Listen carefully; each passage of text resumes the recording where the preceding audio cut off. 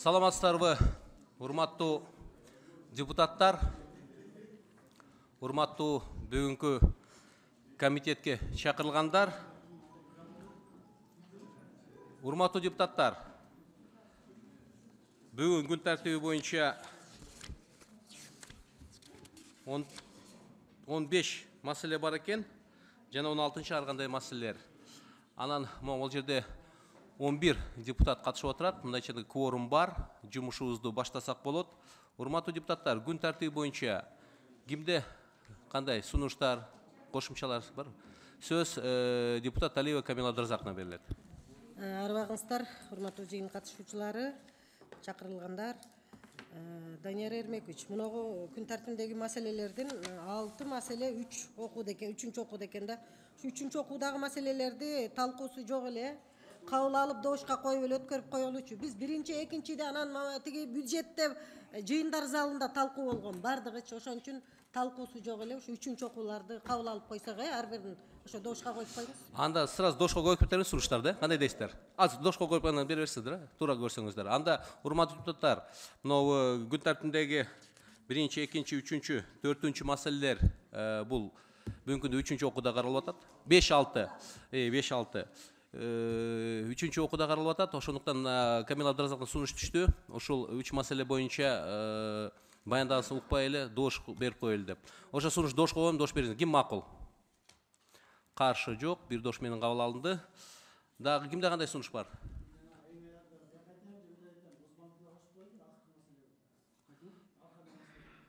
Анын башына эле карап койбойлубу, кылбай эле. Кандай дейсиз? Госбанктан только добуш калды да. Onu фонду. Же аягына карасаңыз азыр калбай калат аягында. Көр болбой калышы мүмкүн. Кечиресиз, могул жерде азыр материалдар бир жарым саат сурап атышат, даярдап коелу дейт. Аны азыр аягында чечели. Сөз депутат Жумабеков Дастан Артишбековичте. Рахмат, Данияр Эрмеков, саламатсыздар, урматтуу кесиптештер. Урматтуу кесиптештер, бир сураныч бар да. Өткөндө бир токтом долбоорун алып чыгып, жанагы банктар жана банк иши жөнүндө токтом долбоорун карап бул жерден. Анан депутаттардан сунуш түшкөндө, ошону кошо токтомго камтып кетиңиз депчи. Анан кайрадан ошо токтом долбоорун азыр депутаттардын сунушун эске алып иштелип чыкты комитет аркылуу. Анан күн тартибинде 12-чи маселе болуп каралып калыптыр. Бул бат эле, бир 2-3 мүнөт эле убакыт алат. Ошонун алдын ала бир коюп карап берип койсоңуздар, мен башка да жыйында, комитетте жыйындарым бар эле, ошо жака барганга жетишип калайын. Каршы болбосо. Талкуу болгон боюнча. Урматтуу депутаттар, бул маселе боюнча кеңири талкуулаганбыз. Бир эле Национальный банктан бир примечание болгон, ошону биргеликте биз иштеп чыгабыз деген. Бүгүн иштеп чыккансыңар да биргеликте. Всё. Депутаттар сунушу эске алынып, аны кандай дейсиздер? Мына азыр сунуш берип атат. Биринчи кылып карап бериңиз деп атасызбы? Негизи ойду дош эле беребиз. Каршылык жокпу? Анда Дастан Артишбековичтин сунушун дош коюп, биринчи карап бериңиздер. Дош берип койсоңуздар, ким макул? Каршы жок, көпчүлүк дош менен кабыл алынды.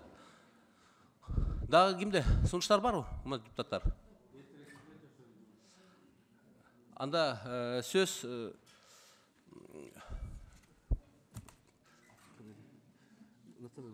Улуттук банктын төрагасында Бөкөнтаевга берилет.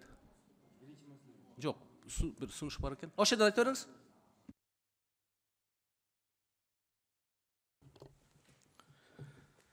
Саламатсыңарбы, урматтуу Данияр Эрмекович, урматтуу депутаттар. Биринчиден, Данияр Эрмекович, урматтуу депутаттар, баарыңарды келе жаткан жаңы жыл менен Улуттук банктын атынан чын жүрөктөн куттуктайм. Баарыңарга чын денсаулык, узун өмүр, бакталай. Анан жана келе жаткан жылы чогуу ынтымактуу Кыргызстанды өнүктүрүү үчүн бүт аракеттерди жасап, чогуу иштерди, законопроекттерди, чечимдерди баары чогуу ынтымактуу иштеп чыкканга сиздерди чакырам. Бул биринчи. Экинчиден, Улуттук банк банковский системада тажрыйбасы бар, тиешелүү депутаттарга чечимдери бар эле. Мен ошолорду окуп койгонго уруксат этиңиздер. Сыйлык берүү жөнүндө Улуттук банк башкармасынын 2015 жылдын 15-июлындагы номер 38/7 токтому менен бекитилген Кыргыз Республикасынын Улуттук банкында сыйлыкка көрсөтүү жөнүндө жобого ылайык Улуттук банктын ишине тиешелүү маселелер боюнча көмөк көрсөткөндүгү үчүн буйрук кылам. Кыргыз Республикасынын Улуттук банкынын банк системасынын отличниги медалы менен Кыргыз Республикасынын Жогорку Кеңешинин депутаты Абдибаева Айсаракан Нышановна сыйлансын.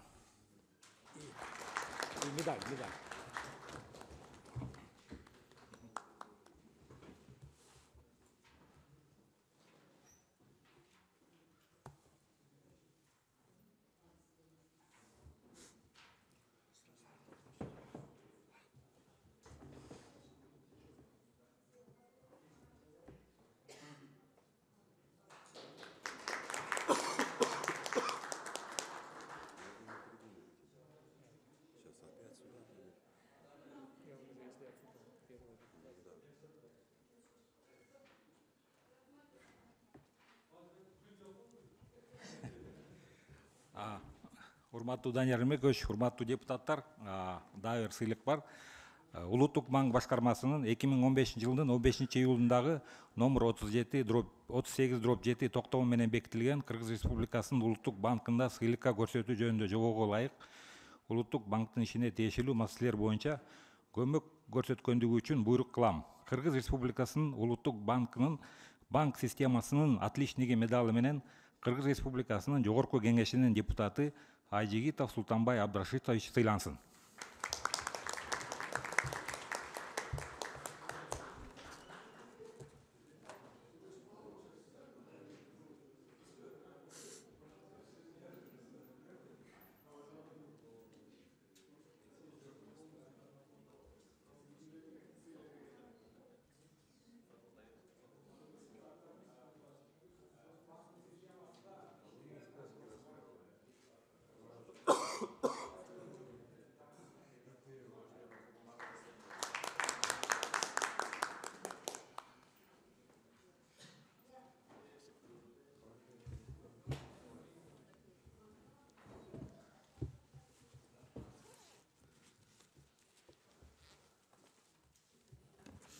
Урматтуу депутаттар, Айсара Нышановна сөз сурап атат.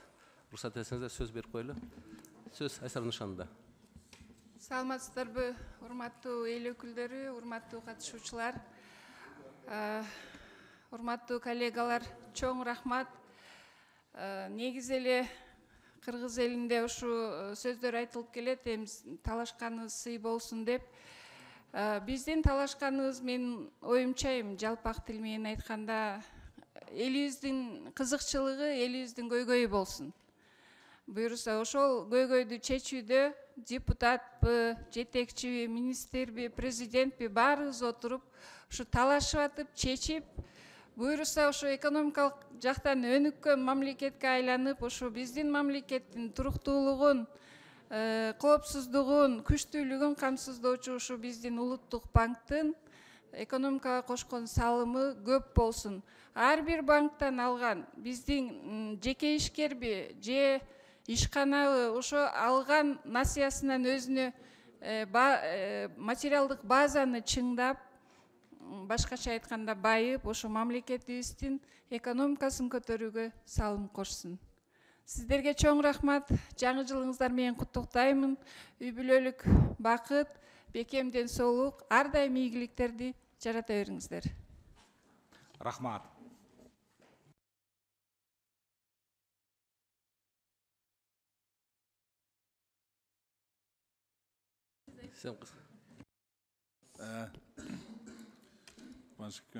Сизге чоң рахмат. Честно говоря, я не ожидал. Я в основном вас критикую. Почему-то вы меня наградили, да? Но тем не менее, сіздерге рахмат. Я считаю, что мен оюмча Национальный банктын ролу аябай чоң биздин Кыргызстанда. Бул эң бир маанилүү учреждениянын бирөөсү да, мындайча айтканда.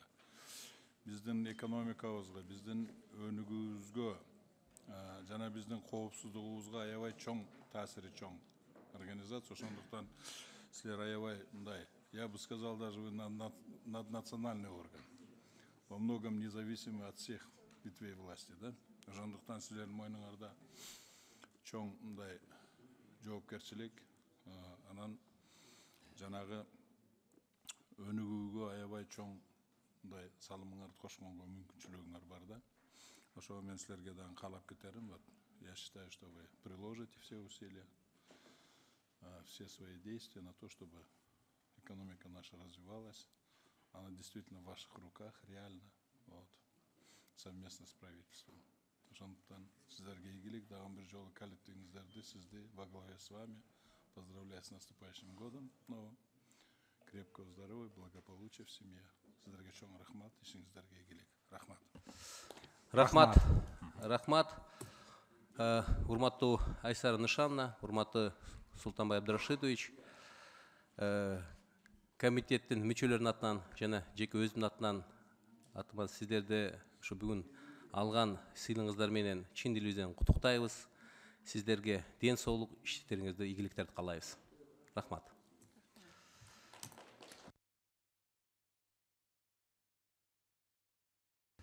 Урматтуу депутаттар, башка сунуштар жок болсо, анда күн тартибине айтылган сунуштар менен эске алуу менен толугу менен дошко коюм, дош бериңиздер. Ким макул? Каршы жок, бир дош менен кабыл алынды. Мариан Абдрахманович, сиздин баягы көтөргөн маселени азыр даяр болгондо киргизели да? Даяр болуш менен пока карай бересиз, даяр болуш менен карап коебуз. Рахмат. Анда, урматтуу депутаттар, биринчи маселе Кыргыз Республикасынын Министрлер Кабинети төрагасы тарабынан демилгеленип, 2022 жылдын 24 октябрында каты менен жөнөтүлгөн Кыргыз Республикасынын социалдык фондунун 2022 жылга бюджети жана 2023-2024 жылдарга болжол жөнүндө Кыргыз Республикасынын мыйзамына өзгөртүүлөр киргизүү тууралуу Кыргыз Республикасынын мыйзам долбоору 3-окууда киргизилет. Эми биз баягында башында чечип алдык, баяндаманы укпай эле сразу дошко коюп коелу деп. Каршы эместерби, туура элеби, урматтуу депутаттар? Анда комитеттин чечимине окуп коюн. Комитеттин чечими Кыргыз Республикасынын социалдык фондунун 2022 жылга бюджети жана 2023-2024 жылдарга болжол жөнүндө Кыргыз Республикасынын мыйзамын өзгөртүүлөр киргизүү тууралуу Кыргыз Республикасынын мыйзам долбоору 3-окууда жактырылсын жана Кыргыз Республикасы Жогорку Кеңешинин кароосуна киргизилсин. Комитеттин чечимин дошко коюм, дош бериңиз. Ким макул? Каршы жок, бир дош менен 3-окууда кабыл алынды. Ошондой эле күн тартибиндеги экинчи маселе Кыргыз Республикасынын Министрлер Кабинетинин төрагасы тарабынан демилгеленип 2022 жылдын 29 сентябрында каты менен жөнөтүлгөн Кыргыз Республикасынын социалдык фондунун 2023 жылга бюджети жана 2024-2025 жылдарга пландык мезгили жөнүндө Кыргыз Республикасынын мыйзам долбоору 3-окуга киргизилет. Анда, урматтуу депутаттар, уруксат берсеңиздер, мен комитеттин чечимин окуп коюн. Комитеттин чечими Кыргыз Республикасынын социалдык фондунун 2023 жылга бюджети жана 2024-2025 жылдарга пландык мезгили жөнүндө Кыргыз Республикасынын мыйзам долбоору 3-окууда жактырылсын жана Кыргыз Республикасы Жогорку Кеңешинин кароосуна киргизилсин. Комитеттин чечимини дошко коюм, дош бериңиздер. Ким макул? Каршы жок, көпчүлүк дош менен 3-окууда кабыл алынды. Урматтуу Данияр Эркинович, урматтуу депутаттар, социалдык фонддун мыйзамдарын бир добуштан колдоп бергениңер үчүн чоң ыраазычылыгыбызды билдиребиз. Мындан кийин дагы ынтымакта, мындан кийин деле ушундай баарлашып иштеп жүрө берели. Келаткан жаңы жылыңыздар менен үй бүлөңүздөргө барыңыздарга бакыт каалайм. Ден соолукта болуңуздар. Чоң рахмат. Рахмат. Бул маселе боюнча келгендер бара берсеңиздер болот. Кийинки 3-чү маселе Кыргыз Республикасынын Министрлер Кабинети төрагасы тарабынан демилгеленип 2022 жылдын 29 ноябрында каты менен киргизилген Кыргыз Республикасынын саламаттык сактоо министрлигине караштуу милдеттүү медициналык камсыздандыруу фондунун 2022 жылга бюджети жана 2023-2024 жылга болжолу прогноз жөнүндө Кыргыз Республикасынын мыйзамына өзгөртүүлөр киргизүү тууралуу Кыргыз Республикасынын мыйзам долбоору 3-окуга киргизилет. Урматтуу депутаттар, комитеттин чечими аталган мыйзам долбоору Кыргыз Республикасы мыйзамын өзгөртүүлөр киргизүү тууралуу Кыргыз Республикасы мыйзамынын долбоору 3-чү окууда жактырылсын жана Кыргыз Республикасы Жогорку Кеңештин кароосуна киргизилсин. Урматтуу депутаттар, комитеттин чечимине дошко коем, дош бериңиздер. Ким макул? Каршы? Жок. Көпчүлүк дош менен 3-чү окууда кабыл алынды. Ошондой эле күн тартибиндеги 4-чү маселе Кыргыз Республикасынын Министрлик кабинети төрагасы тарабынан демилгеленип 2022 жылдын 26 октябрында каты менен киргизилген Кыргыз Республикасынын Саламаттык сактоо министрлигине караштуу милдеттүү медициналык камсыздандыруу фондунун 2023 жылга бюджети жана 2024-2025 жылдарга пландык мезгили жөнүндө Кыргыз Республикасынын мыйзам долбоору 3-чү окуга киргизилет. Комитеттин чечими аталган мыйзам долбоору Кыргыз Республикасынын мыйзам долбоору 3-чү окуга жактырылсын жана Кыргыз Республикасынын Жогорку Кеңештин кароосуна киргизилсин. Комитеттин чечимин дошко коем, дош бериңиздер. Ким макул? Каршы? Жок. Көпчүлүк дош менен 3-чү окууда кабыл алынды. Күн тартибиндеги 5-чи маселе. Данияр Ермекович, мен уруксатпы?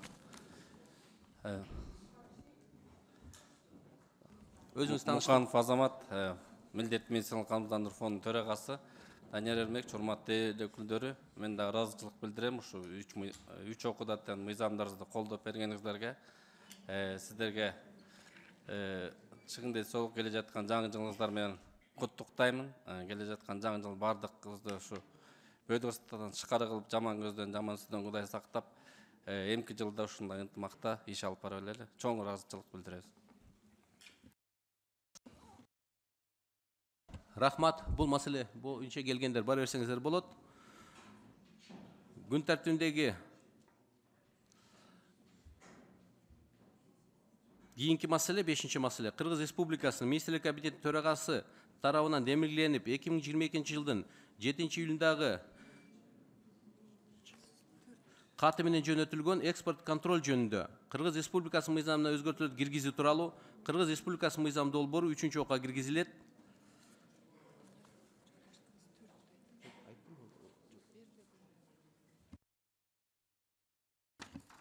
Комитеттин чечими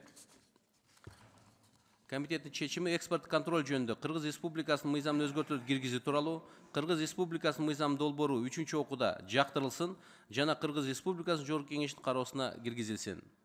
Урматтуу депутаттар, комитет чечимин дошко коем, дош бериңиздер. Ким макул? Каршы? Жок. Көпчүлүк дош менен кабыл алынды 3-чү окууда. Бул маселе менен келгендер бара берсеңиздер болот.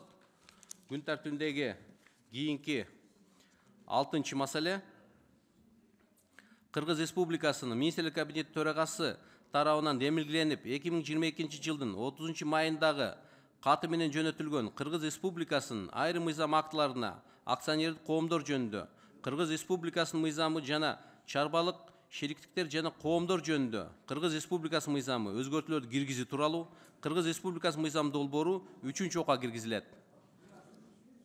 Урматтуу депутаттар, комитеттин чечими Кыргыз Республикасынын айрым мыйзам актыларына акционердик коомдор жөнүндө Кыргыз Республикасынын мыйзамы жана чарбалык шериктиктер жана коомдор жөнүндө Кыргыз Республикасынын мыйзамы өзгөртүүлөрдү киргизүү тууралуу Кыргыз Республикасынын мыйзам долбоору 3-чү окууда жактырылсын жана Кыргыз Республикасынын Жогорку Кеңештин кароосуна киргизилсин. Комитеттин чечимин дошко коем, дош бериңиздер. Ким макул? Каршы? Бир дош менен 3-чү окууда кабыл алынды. Бул маселе менен келгендер бара берсеңиздер болот. Анда күн тартибиндеги биз бекиткен депутат Жумабеков Дастан Арсбековичтин Жогорку Кеңештин токтом долбооруна кароого өтсөк.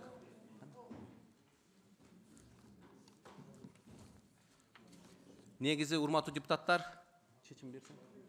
биз бул маселе боюнча кеңири талкуулаганбыз. Азыр туура көрсөңүздөр, анда дошко эле коюп коелу. Кандай дейсиздер? Дошко эле коюп коесузбу? Канчанчы маселе?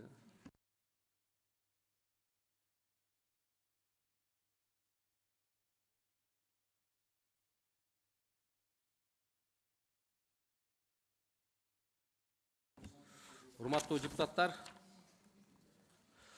комитеттин чечими Кыргыз Республикасынын Жогорку Кеңештин депутаттары Жумабеков, Muratалиев тарабынан демилгеленип, банк жана банк иши жөнүндө Кыргыз Республикасынын Жогорку Кеңешинин токтому долбоору жактырылсын жана Кыргыз Республикасынын Жогорку Кеңешинин кароосуна киргизилсин. Комитеттин чечимин дошко коем, дош бериңиздер. Ким макул? Каршы? Жок, көпчүлүк дош менен кабыл алынды токтом долбоору. Рахмат, Данияр Эрмекович, рахмат, урматтуу кесиптештер. Мен де кошуламын, жана алынган сыйлыктарыңыздар кут болсун. Ана бардыңыздарды келаткан жаңа жылыңыздар менен чын жүрөктөн куттуктайбыз. Рахмат, ишиңиздерге ийгилик. Рахмат. Аз кечиресиздер.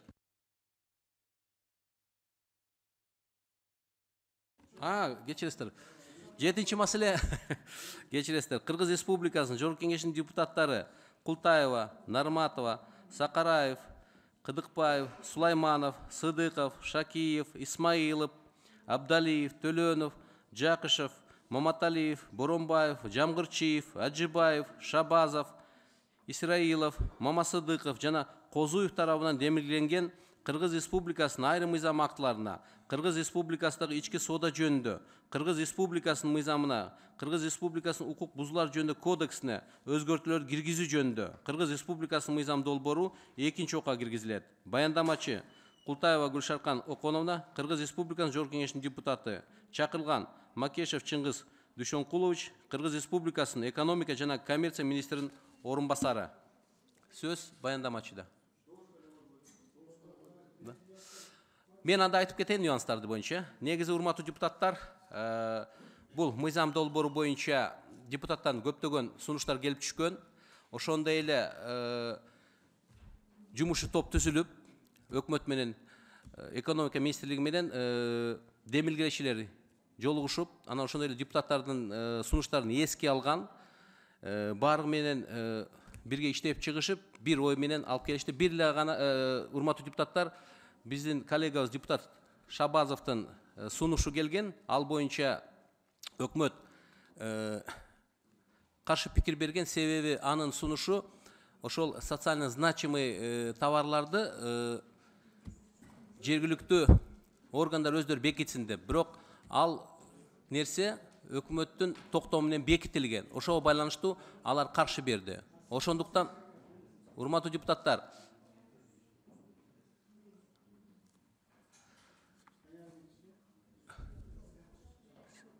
сөз депутат Маматалиевде. Рахмат, урматтуу коллегалар, билесиздер, Гүлшаркан Оконовна мыйзам киргизгенден кийин дагы бир параллельный бир мыйзам болгон эле. Анын эң негизги багыты 9 социалдык керектүү товарлардын ретро бонусу 0% болсун деген мыйзамды чогуу экинчи окууда бириктиребиз дедик эле. Бирок ага жеткизбей эле Гүлшаркан Оконовна бардыгын сүйлөшүп, акылдашып, чечип, жана биз айткан ошол 9 продуктту ретро бонусун 0% деп түшүрүп, бар менен биргелешиптир. Ошондо биз жанагы өзүбүздүн сунуш кылган мыйзамыбызды биз анда артка тартып эле коебуз. Сиздики өзү менен өзү кете берет. Болгону жана айтылган сунуштар кирди, кирсе ошон дагы бир жолу өзүңүз тастыктап кирди деп дагы бир айтып берип койсоңуз, анан кете берет элек, туура болот эле. Рахмат. Биздин эң негизги максат мындай болгон. Сиз менен биздин экөөбүздүн ошол маанилүү продуктулар, азык-түлүктөр, ретро бонус деген атайын өзүнүн ставкасы болот эле, ошону 0 чүрүп койсо, ошол жерден болсо да кичине болсо да арзандасын, кымбаттабасын деген ана бир ниет болчу да. Анан дагы бир сурап келе турган нерсе, бу жакта Минэконом боло турган болсо, айтылып атат, азыр 1 январдан баштап un жана башка продуктулар 15%га кымбаттайт дейт. Ошон ошондой эле негиз барбы, негиз жокпу? Эмне үчүн антип айтылып атат? Антимонополий комитетте жооп берип койсо жакшы болот эле. Рахмат, анда мен биринчи айтып коеюн, андан кийин тиги Минэконом жооп берсин. Саламатсыздарбы, урматтуу депутаттар, саламатсыздарбы, урматтуу бүгүнкү жыйындын катышуучулары. Негизги бул демилгеленип жаткан мыйзам долбоорунун максаты Кыргыз Республикасынын азык-түлүк кооп көз карандысыздыгын бекемдөө жана азык-түлүк коопсуздугун жана акыйкат атаандаштык чөйрөсүн камсыз кылуу багытында атамекендик азык-түлүк өндүрүүчүлөрдү колдоо болуп эсептелинет. Негизинен мына тагыраак айтканда, биз бул мыйзамдын 12-беренесинде толуктоолор сунушталды жана мына экинчи окууга бул долбоор иштелип чыкты. Мында мына азык-түлүк товарларын берүүнүн жүзөгө ашыруучу ички сооданын ишинин субъектисин белгилүү сандагы азык-түлүк товарларын сатып алууга байланыштуу соода тармагын уюштуруу аркылуу иш жүргүзгөн ички сооданын ишинин субъектисине төлөнүүчү сыйакынын жалпы өлчөмү жана товарларды өткөрүү боюнча кызматтарды, товарларды даярдоо, жеткирүү, иштетүү, таңгактоо, жарнамалык жана башка кызматтарды көрсөтүү үчүн төлөмдөр, башкача айтканда ретробонус сатылып алынган азык-түлүк товарларынын баасынан 5%-дан ашпоого тийиш. Ошондой эле ушул берененин 8-чи бөлүгүнө Кыргыз Республикасынын кабинети тарабынан белгиленген тизмекте көрсөтүлгөн социалдык маанилүү товарлардын түрлөрүн соода тармагы сатып алганда ушул берененин 4-чү бөлүгүндө көрсөтүлгөн сыйакынын, башкача айтканда ретробонус төлөөгө жол берилбейт. Тактап айтканда социалдык маанилүү товарларга сыйакынын өлчөмү 0% болуп сунушталды. 0% болууга тийиз. Ошону менен бирге эле бул сатылып алынган товарлардын төлөмдөрүн узак мөөнөтүн азайтуу сунушталган. Мыйзам долбоорунда жарактуулук мөөнөтүнөн жараша товарларды кабыл алган күндөн баштап төлөө берүү сунуштулган болчу. Ал эми биз мына сиздер менен биргеликте жана ошондой эле соода тармактары менен биргеликте коомдук талкууларды, парламенттик угууларды өткөрүп, мына ушул мыйзам долбоорунун беренесине социалдык маанилүү товарларды сатып өткөрүлгөн күндөн баштап 7 күндөн кечикпеген мөөнөттө бул товарларды сатып өткөргөндөн кийинки мөөнөттө андан кийин акчасы төлөнүп берүү сунушталды. Ошондой эле азык-түлүк товарларын өндүргөн ата мекендик өндүрүүчүлөрдүн сатып алынган товарлар сатып өткөрүлгөндөн кийин 14 күндөн кечикпеген мөөнөттө. Ал эми башка соода тармактары аркылуу сатып алынган товарлар үчүн 35 күндөн кечикпеген мөөнөттө төлөп берүүгө тийиш деп мына 2-чи окууга ушулар сунушталды да. Мыйзам долбоору менен ошондой эле Кыргыз Республикасынын ички соода жөнүндө мыйзам жоболорун бузгандыгы үчүн административдик жоопкерчиликтер дагы механизмдерин өркүндөтүү сунушталды. Атап айтканда, Кыргыз Республикасынын укук бузуулар жөнүндө кодексинин 32 главасынын ички соода жөнүндөгү мыйзамдарда белгиленген соода иштерин жүзөгө ашырууда азык-түлүк товарларын берүү келишимин түзүү шарттарына карата талаптарды бузуу деген 293-чү берене менен толукталууда. Натыйжада мыйзам долбоору менен сунушталып жаткан чаралар улуттук азык-түлүк коопсуздугун камсыздоого, ата мекендеги азык-түлүк продукциясын туруктуу өндүрүүгө жана акыйкат атаандаштык чөйрөнү калыптандырууга көмөк көрсөтмөкчү. Мына ошондой эле бүгүнкү күнү бардык тараптардын пикирлери эске алынып, алар мына сиздердин алдыңыздарда салыштырма таблицада көрсөңүздөр болот. Ошондой эле мына ата мекендик өндүрүүчүлөр жана соода тармагынын өкүлдөрү менен бардык талаптар келишилди. Урматтуу депутаттар, мыйзам долбоорун 2-чи окууда колдоп берүүңүздөрдү суранам. Соода тармактары жана ата мекендик өндүрүүчүлөрдүн ортосундагы талаш тартыш жаратып жаткан пикир келишпестиктерге чекит коюлуп, калкка болгон азык-түлүк товарларынын жеткиликтүүлүгү жакшырат жана ошондой эле өндүрүүчүлөргө дем берүү гана болбостон, алардын мындан ары чет өлкөлүк өндүрүүчүлөргө атаандаштыкка туруштук берүүгө шарт түзөт деген ойдомун.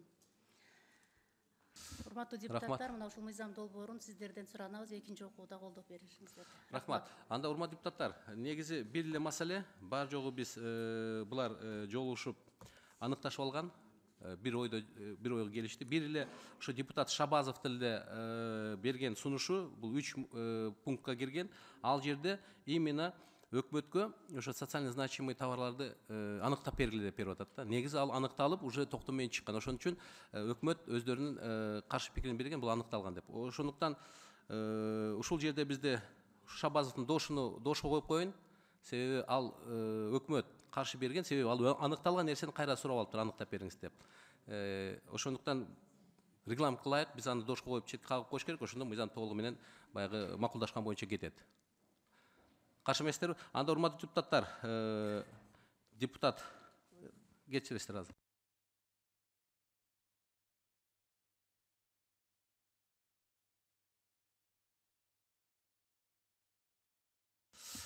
Депутат Шабазовдун сунушу, мен сунуш берет элем, ошо сунушту биз четке кагып коелу, себеби ал боюнча өкмөттүн заключениясы бар каршы. Анан бул нерсе уже бүгүнкү күндө өкмөттүн токтому менен бекитилген. Каршы эместерби? Анда депутат Шабазовдун сунушуну четке кагуу боюнча сунушту дош коем, дош бериңиздер. Ким макул? Каршы жок, көпчүлүк дош менен кабыл алынды. Башка суроолор жок болсо, онда урматтуу депутаттар, мен комитеттин чечимини окуп коеюн. Комитет чечими Кыргыз Республикасынын айрым мыйзам актыларына, Кыргыз Республикасындагы ички соода жөнүндө, Кыргыз Республикасынын мыйзамына, Кыргыз Республикасынын укук бузуулар жөнүндө кодексине өзгөртүүлөр киргизүү жөнүндө Кыргыз Республикасынын мыйзамынын долбоору кабыл алынып сунуштар менен жактырылсын жана аны экинчи окууда кабыл алуу Кыргыз Республикасынын Жогорку Кеңешине сунушталсын. Урматтуу депутаттар, комитет чечимин дошко коем, дош бериңиздер. Ким макул? Каршы жок, көпчүлүк дош менен экинчи окууда мыйзам долбоору кабыл алынды. Бул маселе боюнча келгендер бара берсеңиздер болот. Анда чечим бар болду, баягы банк боюнча маселеси боюнча. Таратылды.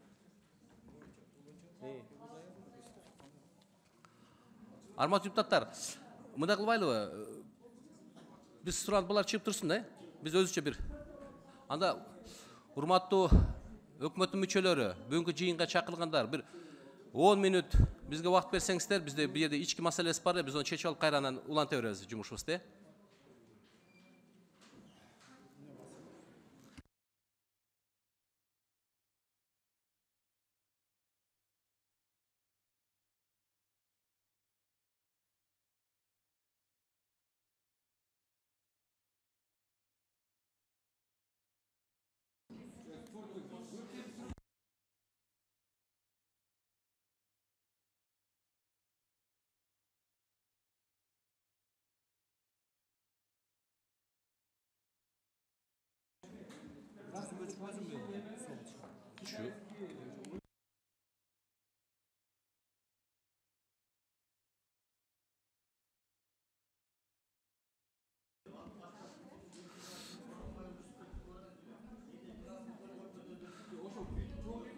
Нурбек Өмүрбекович, сиздин маселеңиз азыр келдиби?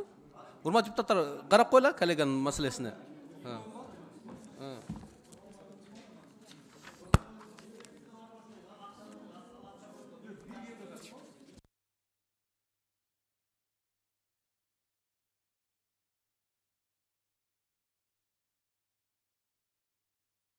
Урматтуу депутаттар, күн тартибиндеги 8-чи маселе дене тарбия жана спорт жөнүндө, Кыргыз Республикасынын мыйзамына өзгөртүүлөр киргизүү жөнүндө, Кыргыз Республикасынын мыйзам долбоору, Кыргыз Республикасынын Жогорку Кеңешинин депутаттары Сыдыгалиев, Самыйкожо, Атазов, Жакышев, Икрамов, Бакасов, Азыгалиев, Жамгырчиев, Өмүрзаков, Мураталиев, Ормонов, Исмаилов, Култаева, Козуев тарабынан демилгенген. Биринчи окуга киргизилет. Баяндамачы Сыдыгалиев Нурбек Өмүрбекович, Кыргыз Республикасынын Жогорку Кеңешинин депутаты. Сөз баяндамачыда. Рахмат. Барыңыздар деле кошолуп якында. Барыңыздар деле. Данияр Эрмекович, урматтуу депутаттар.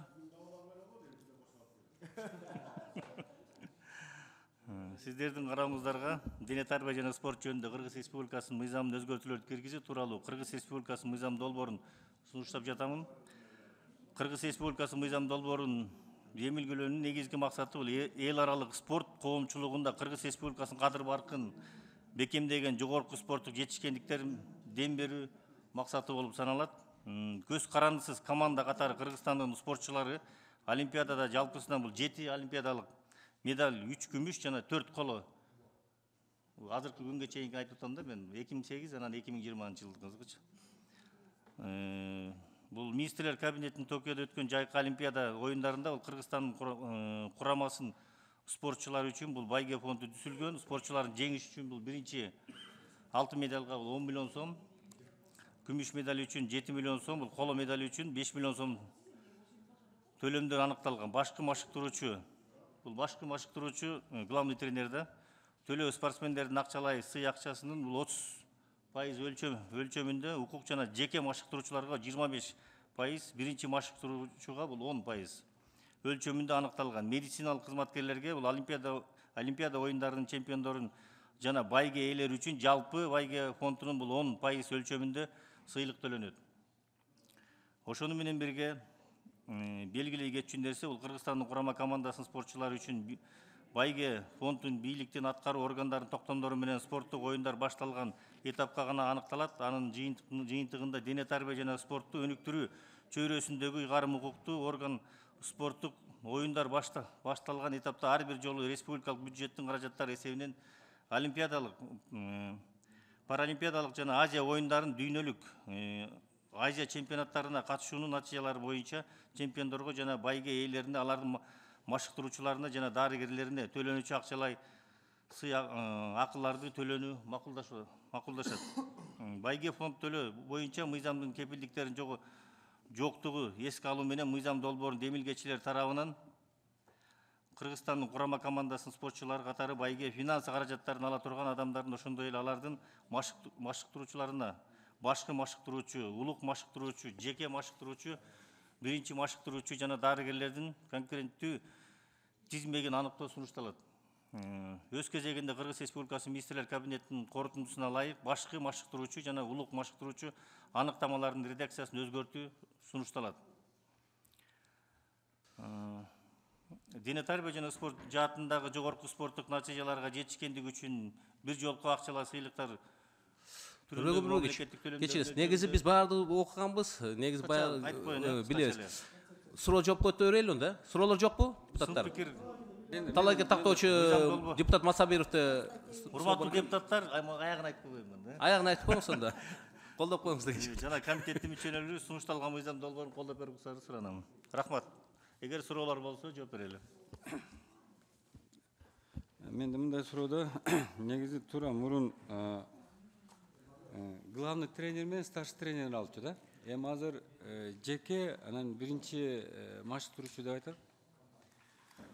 Мен ушу жок, акчасы боюнча биякта тиешеси жок. Мен акчаны өкмөт өзү определяйт. Анычы бирок азыркы өткөндө эме олимпиада берилбеди беле? Андан ылдый болбойт деп киргизип атабыз. Андан ылдый сумма болбош керек. Түшүнүктүү. Анан мен мындай да, Нурбек, мен эми как профессиональный спортсмен айтып атам да. Мен сунуштуу калган өзүгөр эмес. Менде просто таблицасы бар экен, анан кийинкиде айтам, мен таблицасы. Ага тиешеси жок болсо, мен таблицага тиешем жок. Тиешеси жок болсо, андан мерге мен колдойм, анан жанагы биринчи машыктыруучусу, анан даярдаган бала, старший тренер и главный тренер да. Мен мындай кылып атам да, мисалы башкы машыктыруучуга, муну ушу мыйзамда жок болчу да киргизип атабыз. Ошогочу мына улук машыктыруучу, старший тренерде, жеке машыктыруучу, анан эң биринчи машыктыруучу деп. Ошондо төртөөнө. Мен мына сунушу да. Анан врачтарга. Жок, түшүндүм. Анан жана окуучулар бар го, мына алып келет го, сөз түрдө жанагы мурун биз эме бар эле, жана спортивный книжка деген бар да. Вот биринчи машыктыруучу алып келет да. Алып келгенде сөз түрдө жана спортивный книжкасына сөз түрдө жазыш керек да. Анан кээде талаш башталат. Мен эми өзүм көрдүм го. Бир ученикти Азияда алып калса, биринчи мугалим тренери мен элем дейт, биягы мен деп. Ошон сөз түрдө бир окуучуну алып келди. Анан спорттук книжкасы болуш керек деп мындай да. Алып келет, анан спорт интернатка алып барат, андан кийин старший главный өткөрүп берет. Ошодо сөз түрдө ошону эме койсоңуз, спорт книжкасы болуш керек. Тренер жазыш. Муну мен ойлоп атам да. Калай айтмакчы, мындай да. Муну эмеге мыйзамга киргизип муну кереги жок. Муну деген ошол өкмөттүн эле эмесине токтому менен эле киргизип коюш керек. Ошого эле бекитип коюш керек да ошону.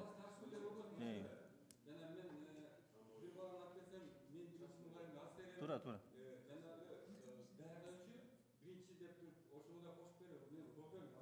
Биринчи кирбей да калган да. Мурун кирбей калган да, ошону киргизип атпайлы азыр. Биринчини да кошуп туруп.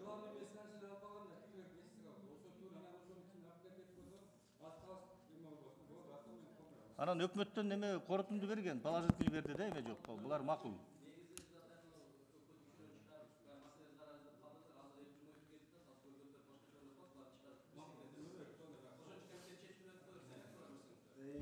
Анда урматтуу депутаттар,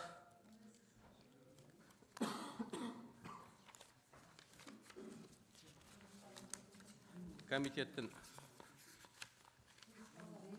экинчи окууда анда сунуштарды эметеби? Макул.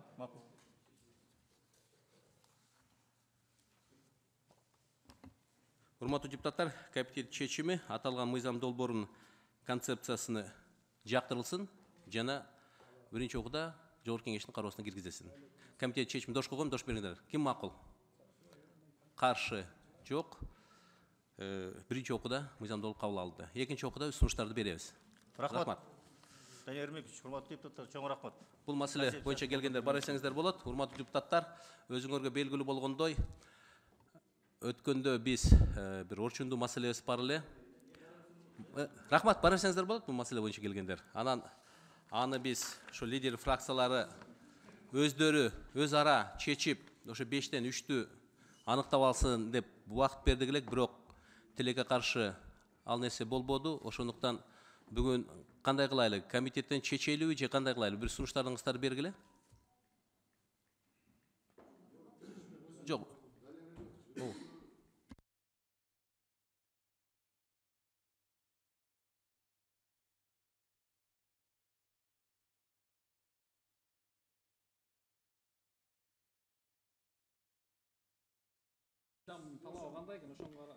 Данияр Ермекович, өткөндө кайтарбай элечи палатага таштап салсаңыз болмок да, повестка дня киргизип эле. Биз бияктан чечим кабыл